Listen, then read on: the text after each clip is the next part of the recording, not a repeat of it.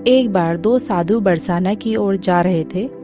जब दोनों युवा साधु चलते चलते बरसाना के निकट पहुंचे तो कहने लगे कि अब हम श्री जी के गांव में पहुंच जाएंगे। एक तरह से हम राधा रानी के मेहमान हुए, इसलिए हम बरसाना में भिक्षा नहीं मांगेंगे। राधा रानी के मंदिर में आरती के समय जो प्रसाद मिलेगा वह ही खा लेंगे, और अगर कोई भोजन करवा देगा तो कर लेंगे, अन्यथा किसी से मांगेंगे नहीं। दोनों साधुओं ने मजाकिया लहज में ऐसा कह दिया।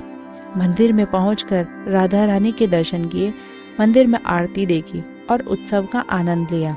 दोनों ने सोचा कि राधा रानी के मेहमान हैं, इसलिए भिक्षा तो नहीं मांगेंगे, इसलिए बिना भोजन किए ही सो गए। उस रात्रि राधा रानी ने स्वप्न में मंदिर के पुजारी जी को जगाया और कहने लगी कि मेहमान भूखे हैं और आप चैन से सो रहे हैं। पुजारी जी आश्चर्य से कहने लगे कि मेहमान कहाँ हैं?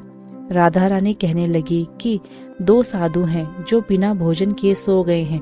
पुजारी जल्दी से उठे और साधुओं को ढूंढकर उन्हें जगाया। वह पूछने लगे, क्या आप श्री राधा रानी के मेहमान हैं?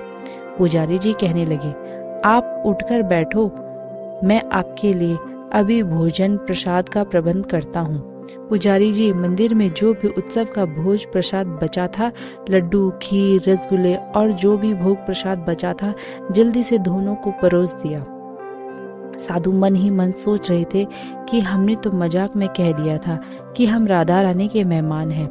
राधा रानी ने तो सचमुच हम पर कृपा कर दी। भरपेट भोजन कर दोनों साधु राधा रानी का ध्यान कर सो गए।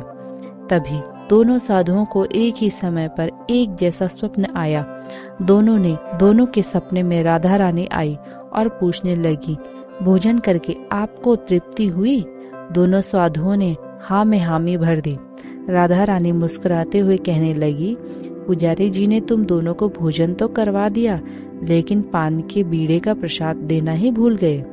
राधा रानी ने दोनों के सिरहाने पान का बीड़ा रख दिया।